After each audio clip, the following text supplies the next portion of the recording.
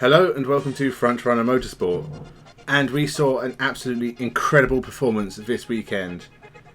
Anton Di Pasquale took 2 more wins in the V8 Supercars. That's mean he's won 5 out of the last 10 races. Back end performance from DJR, really good. And the Brazilian Grand Prix happened. But I don't really have a lot to say about it because I missed a big chunk of it because unfortunately I had an errand to run right in the middle of it. Which is very annoying.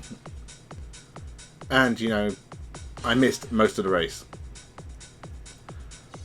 So, another point about V8 Supercars, which I'm going to talk about first. Because there won't be a weekend roundup this weekend, in the next couple of days, because there has not been a lot of motorsport on this weekend.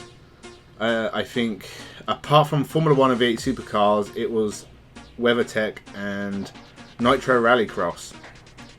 And I have watched V8 Supercars, I've watched the Formula 1. I haven't watched the WeatherTech yet because I can never find it anywhere until about 2 weeks later. And I haven't yet watched Nitro Rallycross, which I will because it's pretty cool and I like it a lot. And it's free on YouTube, which is always a bonus. As for the Formula 1, from what I saw of this race, stuff happened. But it was... the bits I saw weren't particularly interesting. And I've sort of come to the conclusion that it's the midfield. If you go back and watch old Formula 1, the midfield is always kind of interesting. There's usually battles going on. You get a couple of points of contact during the race. Cars are usually close. But I think a lot of times this year we haven't really had a lot of overtaking in the midfield. It's obviously changed when people go into pit and the strategies play out. But overall, there isn't really much going on throughout the field of a Formula 1 race. So that might be the big difference if next year we do get the cars that can apparently follow in each other's slipstreams. The action's going to be in the midfield, hopefully. Because that's where the most cars are. Like, you're going to have like 10 cars in the midfield, at least. That's where the battles are going to be. And I think that's like a big problem in modern Formula 1, that midfield doesn't seem to be very close. And we see Mercedes and Red Bull are always like 40 seconds ahead of everyone else. I mean, I think Perez had like a 35-second lead on Leclerc. They shouldn't be that far apart. It's ridiculous. So hopefully that's the sort of thing that's going to change. It's as much as I'd like to get rid of like DRS and things like that, and sprint race qualifying, funnily enough, I would like to see cars near each other. It doesn't seem like a big thing to ask for. This isn't the World Endurance Championship. We are not doing 8 hours and it's a lot more about strategy and tyres and fuel and all those good things. It's a Formula 1 race, about an hour and a half long. Some interesting battles would be nice. I'd say choice of track as well. There's a lot of boring tracks on the calendar, which is not Interlagos. I love Interlagos.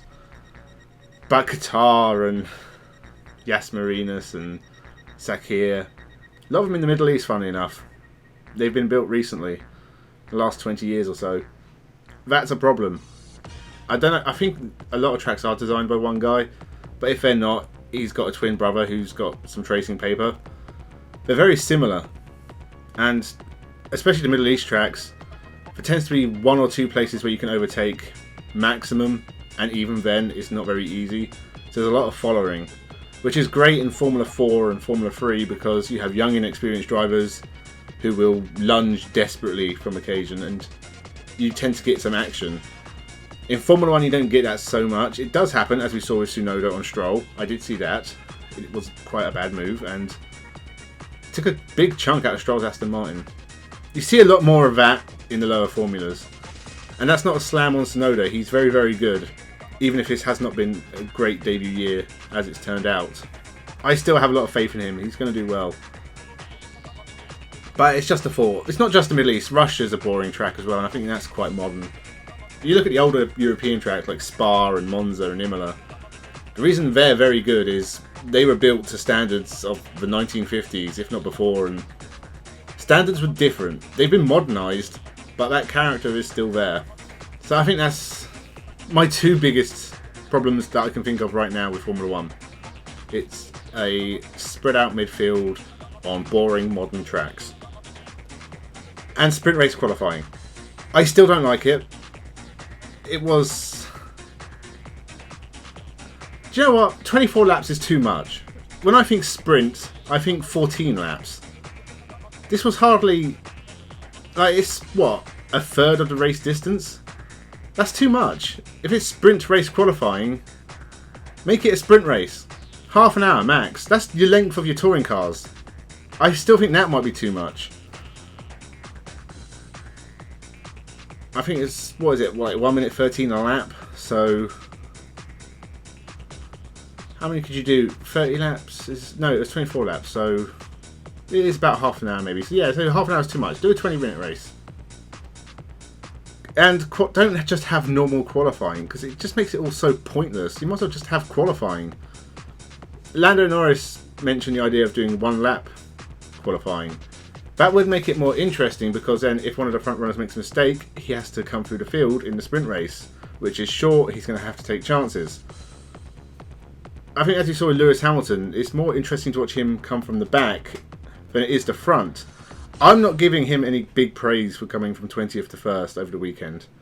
That Mercedes is so quick, nothing else really stands a chance against it, and I'm no longer impressed when Mercedes and Red Bull start further down the grid and come up through it. I'll make fun of them when they don't, but it is just too easy for them. And Mercedes has such a huge advantage at Brazil, which is unlike other years. Like last year, was it last year or the year before, 2019? It was very different, but this year, their pace towards the end of the year is going to be unbelievable. And that's disappointing, because it's not really even that close anymore. Like, Bottas is getting pole. He's a different driver since signing a new contract, which, good for him. It's taken him far too long to get to that level, and I don't think it's going to last into Alfa Romeo. But he's driving like he should have been all year, and I don't think that would have been enough to save his job. But he, again, just like Sergio Perez, is doing his job. They're both doing fine by their standards. You'd maybe expect a little bit more from Perez still, but he's getting there. He's a lot more consistent now than he was at the start of the year. If we had this Perez from the go, Red Bull would have a decent lead in the Constructors' title. That's a fact. As for everything else, Toto Wolff is the most loathsome, irritating person in the world, with Christian Horner just behind. I find them both pretty despicable. I hate Toto Wolff every time he opens his mouth. It is just garbage.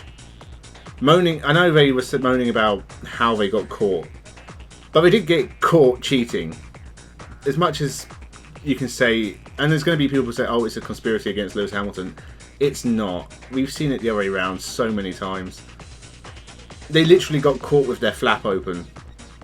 It's a, you know, you've broken the rules. Just accept it. I'm reminded of a Frank Sitner interview where he goes, those are the rules. Don't break the rules and, you know, you won't get shit done to you. I can't remember what it's exactly like. Just look up Frank Sitner moaning. I love Frank Sitner. He's hilarious.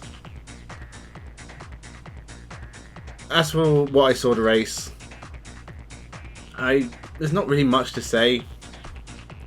The championship is sort of around about where it was anyway. I think Lewis Hamilton's taken back, what, 4 points? Was it 19? Now it's 15. Constructors, Mercedes have got a little bit more, but not a huge amount. It's still all to play for. It's one race could settle it all. And we've got 3 races left. It's not a lot. And we could finally get that last race of the year having the championship decided at that race, which will be nice. And next year is going to be interesting to see how everything's going to change. If the new cars, we've got a few new drivers on the grid.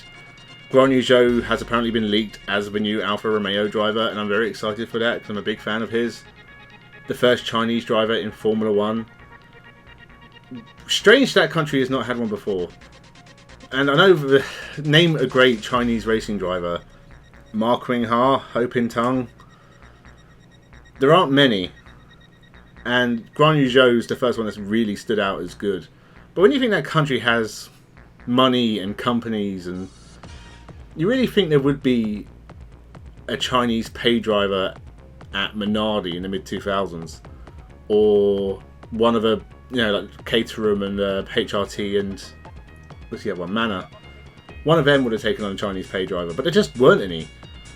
It's so strange. You think that country would be all over it, but they may finally get their first one. I think it was announced in Alfa Romeo dealerships in China, and they had like Guan Yu Zhou posters on the windows, and I think people are presuming that means he signed for them.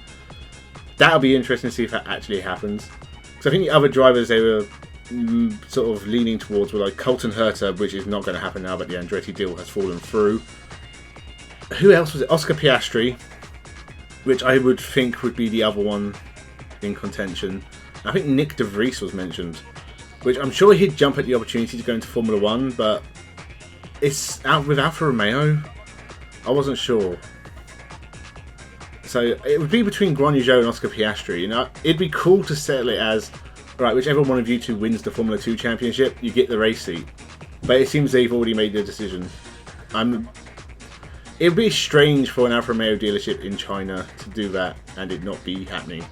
So I'm 70% sure that Guan Yu Zhou will be at Alfa Romeo next year.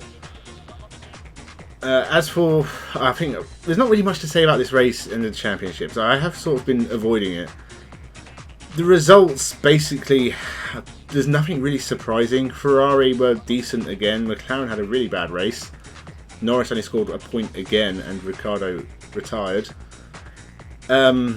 Alonso and Ocon win the points, which is good for Alpine because they had been falling behind some of their rivals. But I think AlphaTauri still outscored them because Gasly was 7th. So maybe it's like a 1 point swing or something. It's not a huge difference.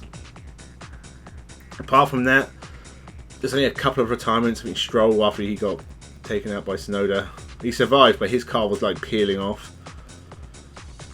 So yeah, I think pretty much whatever I said last week still stands, and I'm happy with that. The V8 Supercars was really good. If you haven't checked that out, check it out. And I'm sure Nitro Rallycross is going to be good, and it's free on YouTube. So show your support. Go to the Nitro Rallycross YouTube page and subscribe if you like Rallycross. So yeah, remember to subscribe, leave a comment, leave your thoughts down below. What did you think of the Grand Prix? Thank you for watching, and have a good one. Simple, the rules are the rules. They should be running in the championship within the rules of that championship, which in the case of a simple thing like exhaust noise is very easy to engineer. There's no question about it. It must be one of the simplest things for any engineer to do is to reduce the decibel level from an exhaust. It might affect the power output, but then the rules are the rules. Black and white. I don't see there's anything really that warrants a great discussion. Any great discussion. It's terribly simple.